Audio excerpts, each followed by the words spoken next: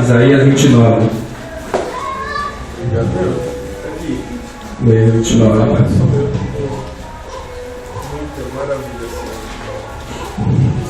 Antes de eu falar o versículo, vou falar um pouco de Isaías, mas antes, curve suas cabeças, fazer uma rápida oração. Pai, estamos aqui para a sua presença. Senhor, que essa noite, Pai, seja repleta, Pai, da tua glória. E, Pai, que não seja eu falando, mas seja tu falando, Pai.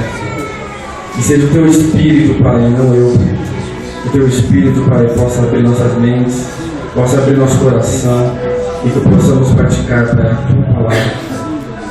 Senhor, que essa palavra possa ser lembrada e possa ser vivida, Senhor. Essa tão uma poderosa palavra, Senhor. Missão, Pai, que é um assunto tão difícil, que as pessoas muitas vezes não se interessam muito, Senhor, mas é algo tão importante da tua palavra, é o cerne do seu Evangelho do céu, Senhor.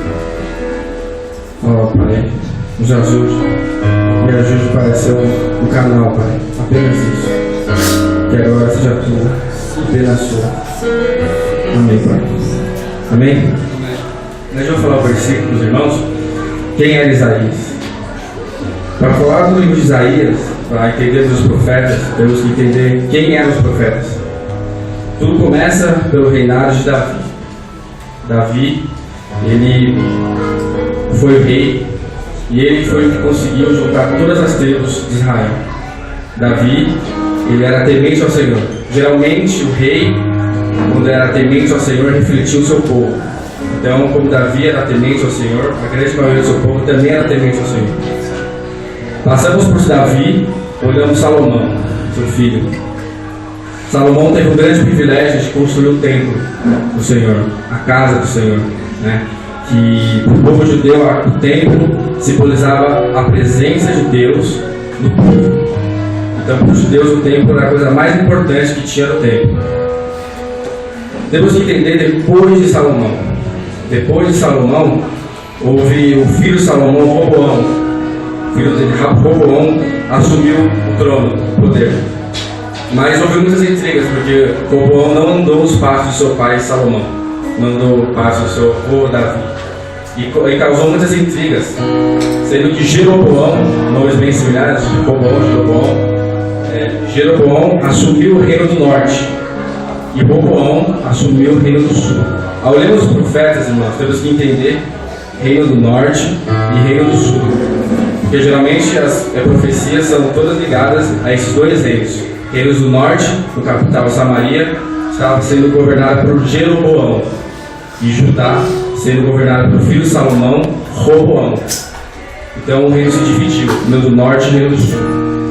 Ao estudarmos os profetas, geralmente os profetas profetizam para certas regiões, norte e sul. Isaías profetizou para o reino do norte e reino do sul. Por isso que ele é considerado um profeta maior, né, na Bíblia. E geralmente os profetas do Senhor falavam para o povo retornar às suas origens, retornar à aliança, retornar à palavra de Deus. Sempre quando o povo se desviava, Deus enviava um mensageiro. Então, a definição do profeta é porta-voz do Senhor. Vamos ler Isaías. Isaías foi o porta-voz do Senhor naquele tempo.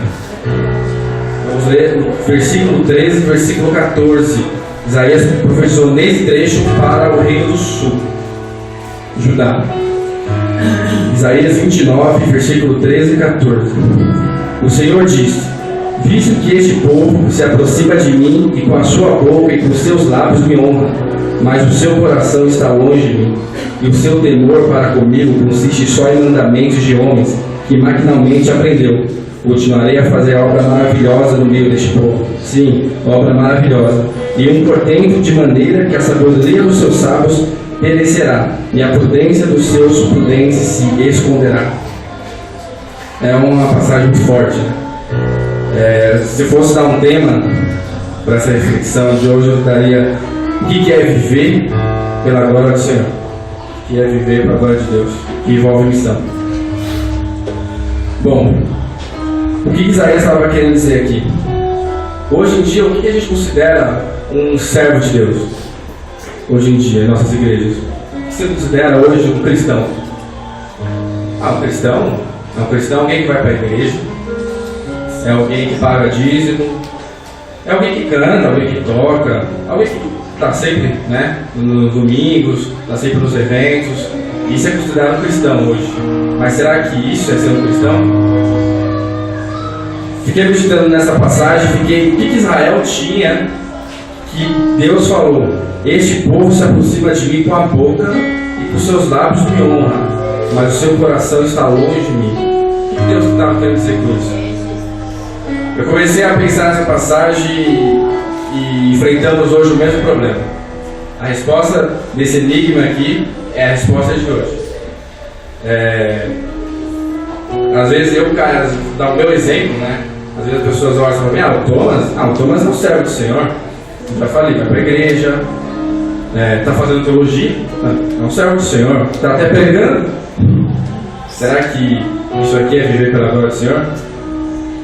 E eu comecei, essa é uma frase que eu vou falar ao longo da pregação, que é a seguinte: Deus não está interessado no que você faz, Deus está interessado em quem você é. Então é essa frase que eu vou falar ao longo da pregação. Hoje em dia, irmãos, a gente pensa que fazer a obra de Deus é estar no culto de segunda a segunda, estar vindo nos cultos, estar fazendo todas as coisas que olhos humanos é um servo de Deus. Mas continuamos as mesmas pessoas, odiamos as mesmas pessoas, xingamos as mesmas pessoas, a gente não gosta das mesmas coisas, não perdoamos as mesmas pessoas, mas somos considerados cristãos, porque a gente está na igreja, a gente paga dízimo e a gente canta no coral, canta no louvor, né? Não estou falando que isso não é bom, mas estou entendendo que não é como você canta, mas qual a motivação você está cantando. Não é que você dá o dízimo, mas você está sendo uma pessoa mais agradecida a cada mês que você está dando dízimo. Então, a mesma passagem a mesma coisa que os judeus passavam aqui no Antigo Testamento é o que a gente está passando hoje, a igreja passando hoje. A gente vem, é um ritual isso. Domingo é culto, 3 hinos, tem a devoção das irmãs, depois os jovens, né? Tem toda essa liturgia, mas virou prática, virou isso aqui, virou: esse povo me adora com a sua boca e com os seus lábios me honra, mas o seu coração está longe de mim. A gente não torna a pessoa, perdoa mais, a gente não tem mais compaixão das pessoas que estão lá fora, a gente não tem mais nada disso, mas a gente é considerado cristão, porque a gente está aqui, eu estou aqui em cima, estou falando para vocês, vou fazendo todas essas partes. Estão entendendo o que eu estou falando? Irmão, olha o mundo e a igreja. Quem está influenciando quem? Será que a igreja está influenciando o mundo? Ou é o mundo que está influenciando a igreja? Começa a olhar isso. Tudo gospel hoje, né? A música gospel tem até a palavra gospel. Tudo gospel hoje. Será que é o mundo que está influenciando a igreja? Ou é a igreja que está influenciando o mundo? Então eu vejo hoje no Brasil, o índice de crescimento dos evangélicos cresce a cada instante. Glória a Deus, né? Cada dia cresce muito. Mas eu fiquei pensando, pastor, mas também cresce muita corrupção, também cresce muita mentira, também cresce muito os assassinatos, os abortos. O que está acontecendo? Será que é viver para a glória do Senhor esse número está crescendo? Então eu começo a pensar: o crescimento de cristãos no Brasil está crescendo, mas também o índice de corrupção está crescendo, mentira. Quem está influenciando quem? O mundo influenciando as igrejas ou a igreja influenciando o mundo? Deus não está interessado no que você faz, Deus está interessado em quem você é. Tudo bem dentro. Às vezes a gente quer colocar o fruto lá. Não, eu toco, eu prego, eu faço tudo isso. Mas isso não é seu. Irmão, Deus está falando o seguinte: quando você as coisas surgem naturalmente. Aleluia! Flui como rios. É essa a ideia. Deus não está interessado em quem você é. Deus está interessado. Deus não está interessado no que você faz. Deus está interessado em quem você é. Irmãos, hoje em dia não influenciamos as pessoas para Deus porque o nosso coração não está em Deus. A gente não consegue influenciar. Hoje em dia eu vejo pessoas, a gente não consegue influenciar as pessoas para Deus. Por quê? O nosso coração não está em Deus. Quando o nosso coração está em algo, conseguimos influenciar as pessoas. Né? E eu começo a olhar a Bíblia e começo a ver que Mateus 7:20 fala o seguinte: vocês serão reconhecidos pelos seus frutos. Ou seja, qual é o fruto? O que Gálatas fala, capítulo 5? Amor, benignidade, compaixão. É isso que os cristãos estão tendo no Brasil? É isso que é o conceito de cristão aqui? É isso? Então, meu irmão, você pode enganar todo mundo aqui, pode me enganar. Eu posso estar enganando vocês aqui, mas se eu não for lá fora, se eu não estiver perdoando mais, se eu não estiver tendo compaixão mais com as pessoas, qual crescimento eu estou tendo? A evidência que Deus começou uma obra na sua vida é que Ele continua trabalhando na sua vida. Se você é a mesma pessoa 5 anos atrás, há 10 anos atrás, cuidado. Isso pode ser uma evidência que Deus nunca começou uma obra na sua vida. Não porque Ele não quer, mas sim porque você não deixou. É verdade, aleluia. Às vezes aí tem aqueles papos, né? A gente não busca o fruto porque a gente acha que a gente já é bom.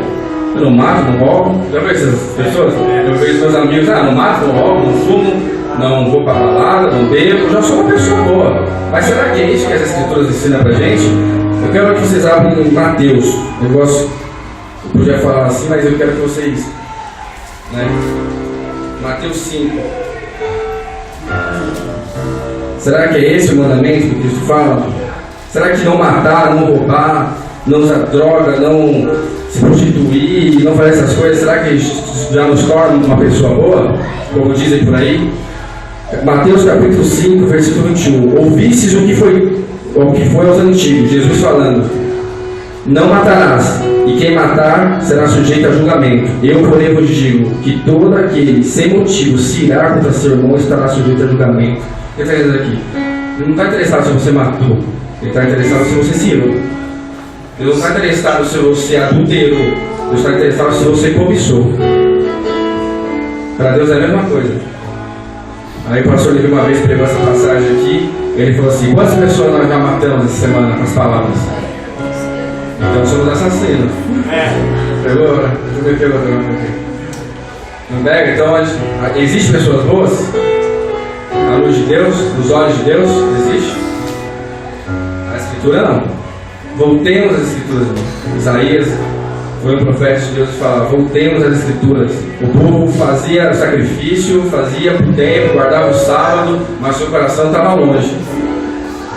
E é isso que Deus quer. Quer um coração verdadeiro, apenas isso. Apenas isso. E como que a gente consegue a coração verdadeira? Cristo. Apenas o Cristo. Apenas Cristo consegue nos salvar, apenas Cristo consegue nos modificar, nos consertar pelo Espírito. E a gente busca isso ou não? Não, eu já faço tudo para Deus. Eu estou segurando na igreja, estou ralando, hein? Sou um servo de Deus, mas é a mesma pessoa. Deus não está interessado no que você faz, Deus está interessado em quem você é. Oséias 4:6 fala que o povo de Israel pecou por falta de conhecimento. Essa passagem bem conhecida. A gente pega pelas mesmas coisas. Conhecimento na cultura judaica não é só conhecimento intelectual, é conhecimento de vivência, conhecimento também interno do Espírito. É isso que eu quero dizer. Viver para a glória de Deus não é aquilo que a gente faz, é aquilo que a gente é. Eu quero repetir isso toda vez que eu falar aqui. Você pode esquecer tudo que eu falei hoje, mas se você lembrar disso, Deus não está interessado no que eu faço, nas obras que eu faço. Deus está interessado no que eu sou. Se eu estou perdoando mais, se eu estou sendo mais agradecido, se eu estou ajudando meu irmão mais, é isso que Deus está interessado. Nós não somos salvos, meus irmãos, por estarmos na igreja. Somos salvos pelo fruto do Espírito, por aceitar Jesus Cristo. E aceitando a Jesus Cristo é falando o quê? Quando você aceita Jesus Cristo, o que é aceitar Jesus Cristo? Não é mais a minha vida, é a vida dele, a vida igual dele. É isso que você está falando. Isso quando você aceitou Jesus, você levantou a sua mão: eu quero aceitar Jesus. O que você está falando ali? Minha vida não é mais minha vida é dele. É verdade, aleluia. Então os seus prazeres não é mais seus, é de Cristo, tem que ser. E se não for de Cristo, será que você aceitou Jesus mesmo? Eu estava na faculdade, né? E aí teve um assunto interessante lá. Qual foi a época que mais cresceu cristãos? E mais que o número de cristãos mais aumentou, verdadeiramente? Foi o número das perseguições. Na época de 65 depois de Cristo até 313, 315. Essa época, que era dominada pelo Império Romano, foi a época que mais cresceu cristãos. Sabe Coliseu, muitos cristãos foram mortos lá.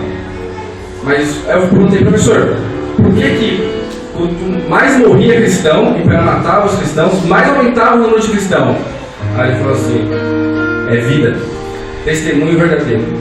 Porque lá não tinha Bíblia, lá não tinha TV, lá não tinha cruzadas evangelísticas, lá não tinha corrente da libertação da sexta-feira, não sei, os montes de nome.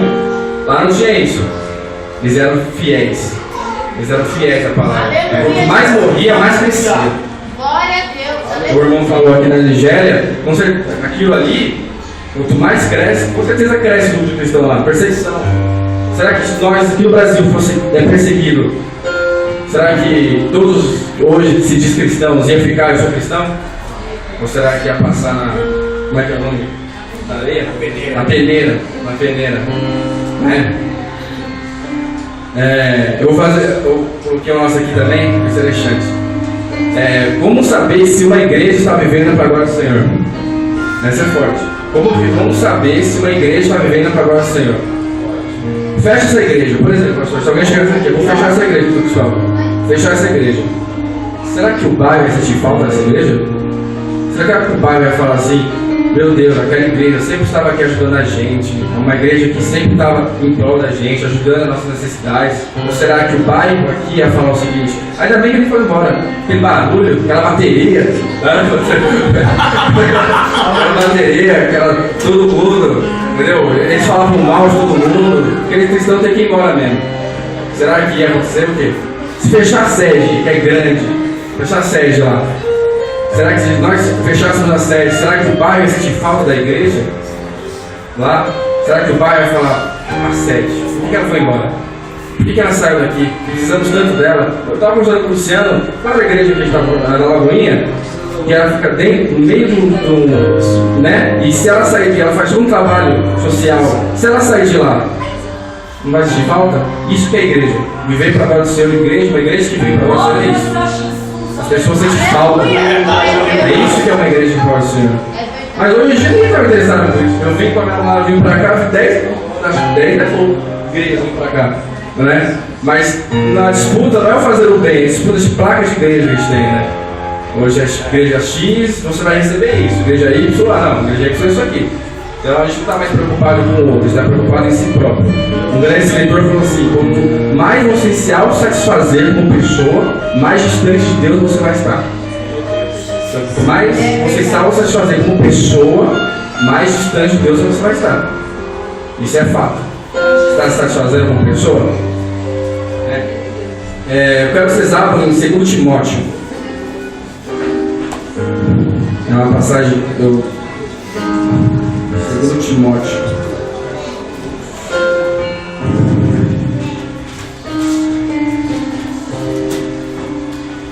Segundo Timóteo 3. Paulo está falando para Timóteo. Timóteo vai ser um pastor. Timóteo já é um pastor, vai ser um líder. Ele vai falar, ele vai pregar a palavra de Deus. O que Paulo estava instruindo ele nesse momento? Segundo Timóteo capítulo 3. Paulo fala para Timóteo assim. É como se Paulo estivesse falando para os pastores aqui atrás, para todos os pastores, para todas as pessoas que vão pregar a palavra de Deus, isso aqui, ó.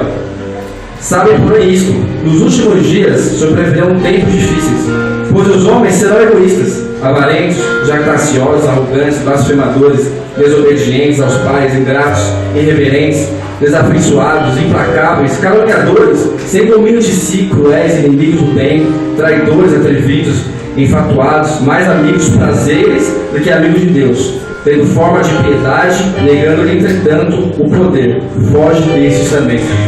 Aí ele fala o seguinte, no versículo 10: Tu, porém, tens seguido de perto o meu ensino. Agora, o que é o verdadeiro evangelho?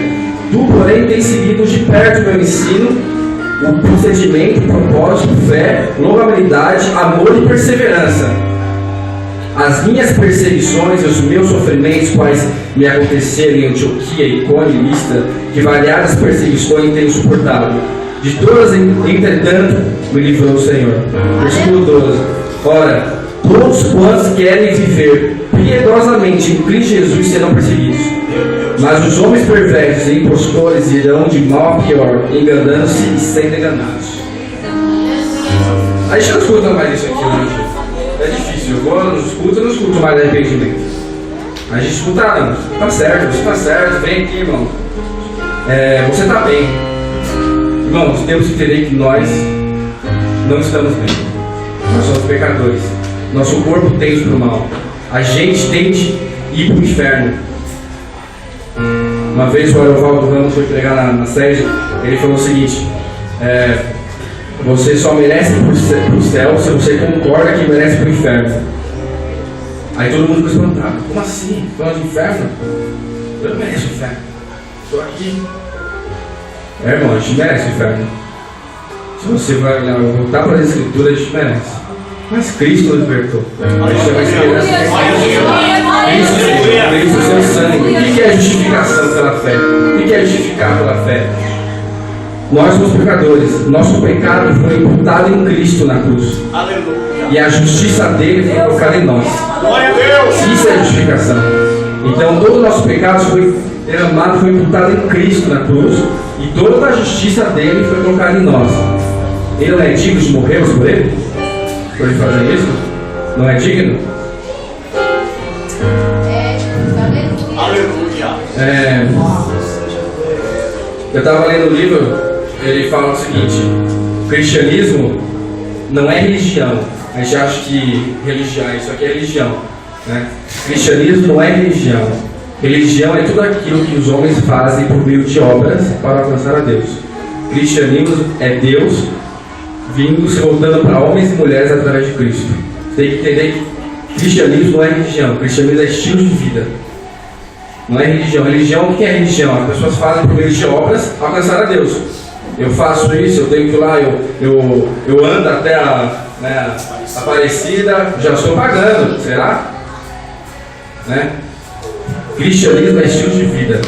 Você tem que ser uma pessoa que está perdoando mais, tem que ser uma pessoa que está sendo mais agradecida a Deus, ou está sendo uma pessoa que está igual há 5 anos atrás, há 10 anos atrás, há 15 anos atrás.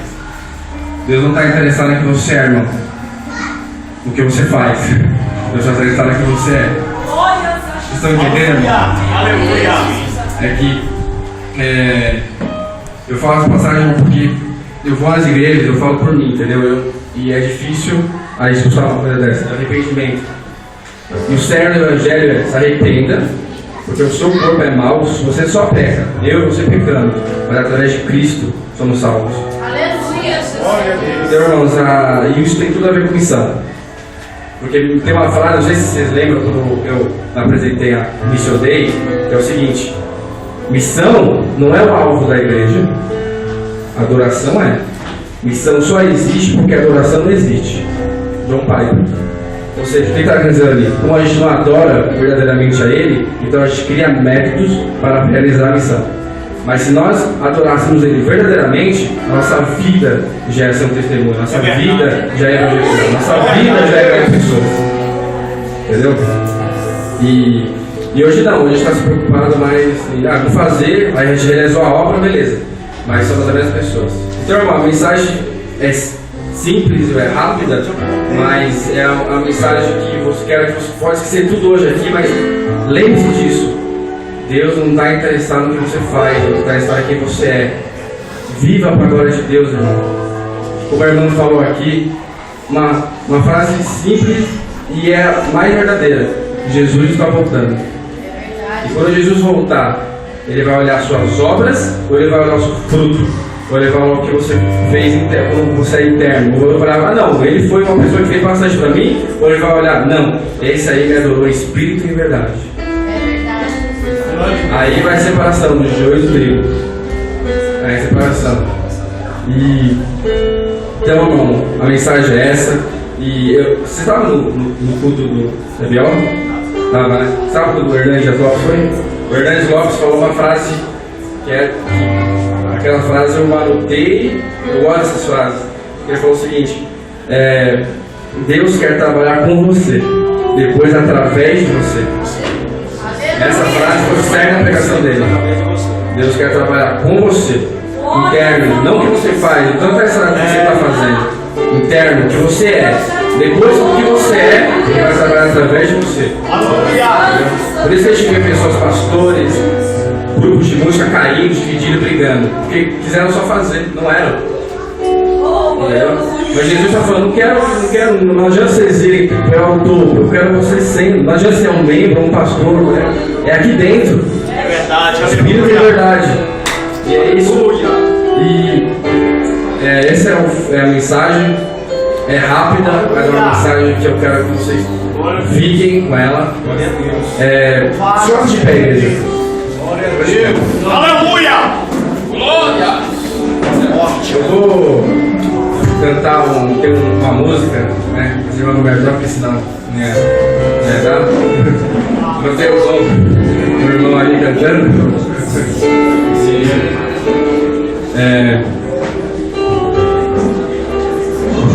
Irmão, será que dá para viver para agora o Senhor? Dá para viver? Dá para se arrepender mais? Dá para buscar mais a Deus? Dá para ser uma pessoa melhor do que você é hoje? Ou você quer continuar a mesma pessoa? Não, tá bom assim. Então coloca isso na mente. Quando você sair daqui hoje, saia com esse pensamento. Quero ser uma pessoa melhor. Uma pessoa melhor. Aquela pessoa que Deus quer que seja.